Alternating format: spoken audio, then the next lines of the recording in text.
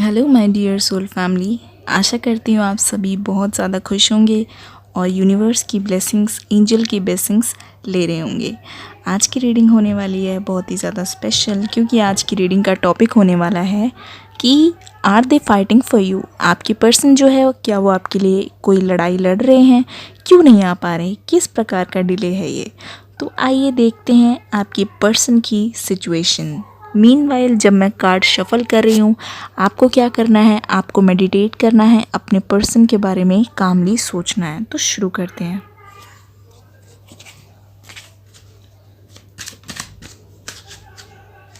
First card we have 5 of pentacles.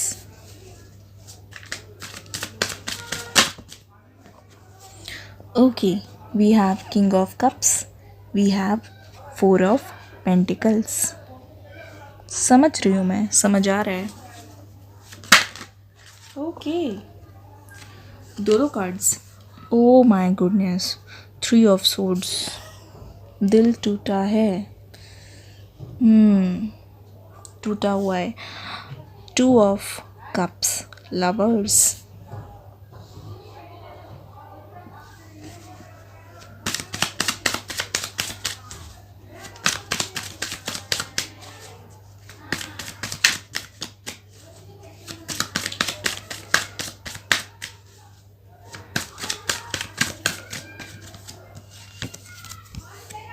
Page of pentacles, king of swords. चलिए अब आपके person के पास चलते हैं। रीडिंग स्टार्ट करने से पहले मैं बताऊंगी, जो आपके पर्सन है ना, वो अब ना बिल्कुल ऊंट पहाड़ के नीचे आने वाली सिचुएशन। बताऊं कैसे? देखिए ऐसे, आपके पर्सन जो है अभी ना बहुत ज़्यादा मैच्योर हो गए हैं, ठीक है। अब मैं आपको स्टोरी समझाती हूँ। देखिए, वी हैव 3 ऑफ सोर्ड्स, दिल टूटा है, खंजर लगा है, बहुत ज़्यादा हर्ट हुए हैं।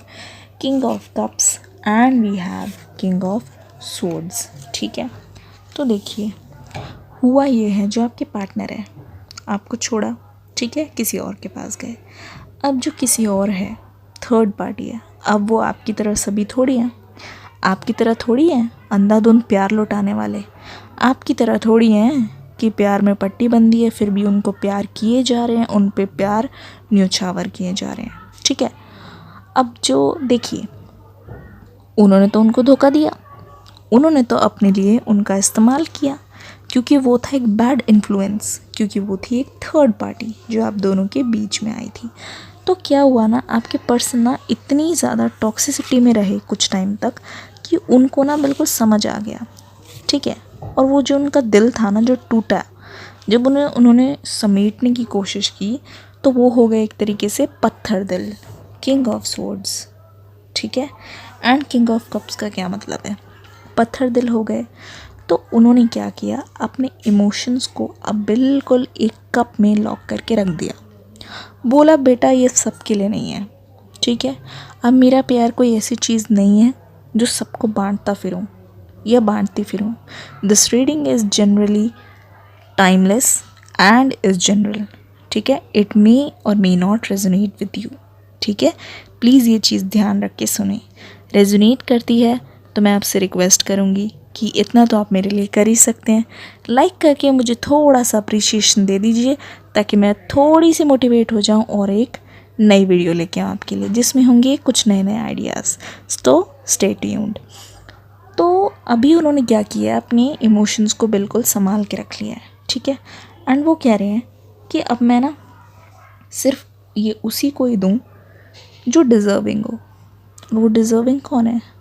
That is you my love, you. देखिए, 2 ऑफ कप्स, ये इमोशंस उसी को दिए जाएंगे जो डिज़र्विंग होगा।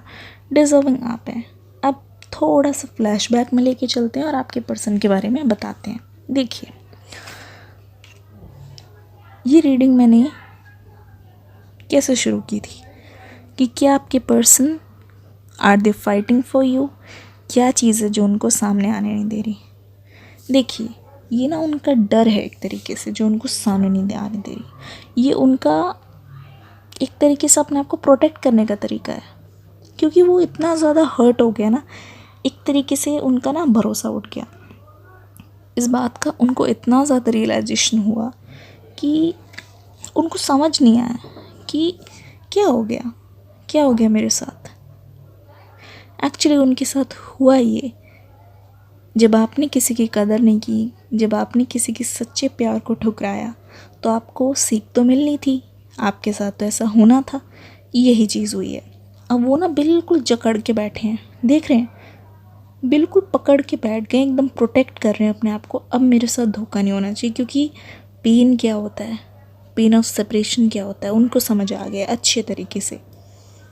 ठीक है, तो वो बहुत ज़्यादा अभी प्रोटेक्शन वाले मोड में है। अपने आप को प्रोटेक्शन भी नहीं, एक तरीके से गार्ड, अपने चारों तरफ दीवार बना के बैठ गए। अब देखिए, अब जब इंसान को सही गलत का रियलाइजेशन होता है ना, तब इंसान को पता चलता है कि कौन सही था कौन गलत। अब बात करते हैं आपकी।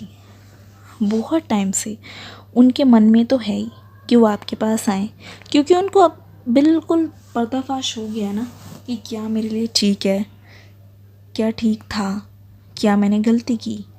अब वो बिल्कुल कहते नहीं है, थर्ड पार्टी को आने नहीं देंगे आप दोनों के बीच में। गार्ड होके बैठ गए, बिल्कुल फॉर्म फिक्स्ड।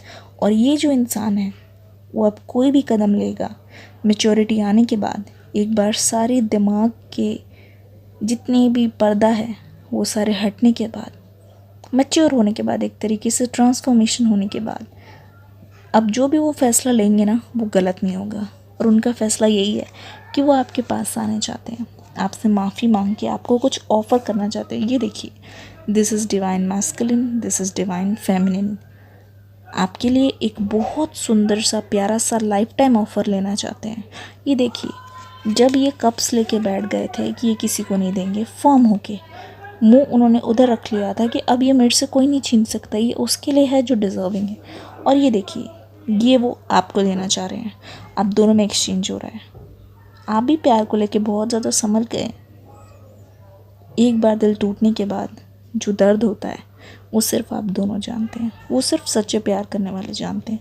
तो दोनों के दोनों जो प्यार वो डिज़र्व करते हैं, जो उनका प्यार कोई डिज़र्व करता है, सिर्फ उसी को देने के लिए रेडी है। और उन दोनों में ही सिर्फ एक्सचेंज हो रहा है। And this is the angels, and आप डिवाइनली गाइडेड हैं। तो ये है करंट सिनेरियो। आपके पर्सन थोड़े टाइम के लिए अपनी लाइफ में अनस्टेबल से हो गए थे। ठीक है, उनको बिल्कुल भी समझ नहीं आ रहा था क्या करना है, बिकॉज़ एक बार जब पैरों तले ज़मीन खिसकती है, यहाँ पे मैं देख पा रही हूँ आपके पर्सन को ना, एक टाइम पे ऐसा हुआ था जब धोखा मिला ना, तो उनकी लाइफ से सभी एग्जिट करने लग गए, चाहे वो फ्रेंड्स हो या नियर एंड डियर वंस हो। और वो थर्ड पार्टी तो गई, तो एकदम से उनको लगा कि क्या हो गया मेरे साथ, टुकड़े टुकड़े हो गए, पैरों तले ज़मीन खिसक गई। तो वो सारी सीख आज भी उनके साथ है। अब वो फाइनली चेंज हो चुके हैं, वो पर्सन नहीं रहे जो आपको छोड़ के गए थे। अब उन्हें सच पता है। पेज ऑफ पेंटिकल्स आपके लिए एक ऑफ़र लेके आने के लिए बिल्कुल रेडी है।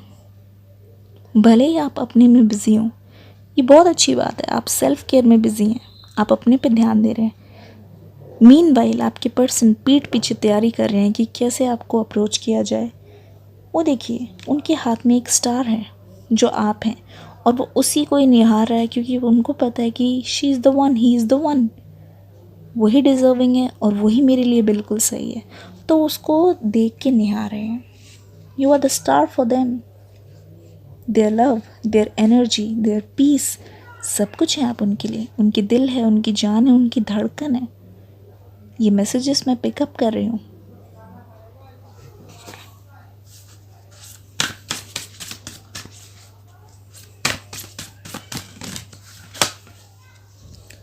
ओह देखिए, the answers you need are coming. जो जवाब आपको चाहिए थे, क्यों गए, किसी लिए गए, अचानक से गायब हो जाना, दिल तोड़ के चले जाना, द आंसर जो आप सोच रहे हैं, वो सारे आपके पास आ रहे हैं।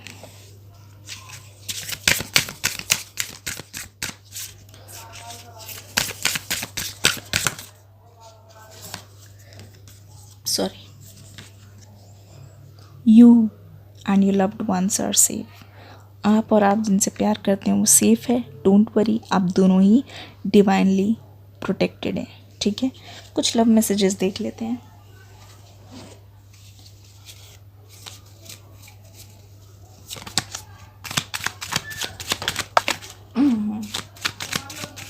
बारिश हो रही है।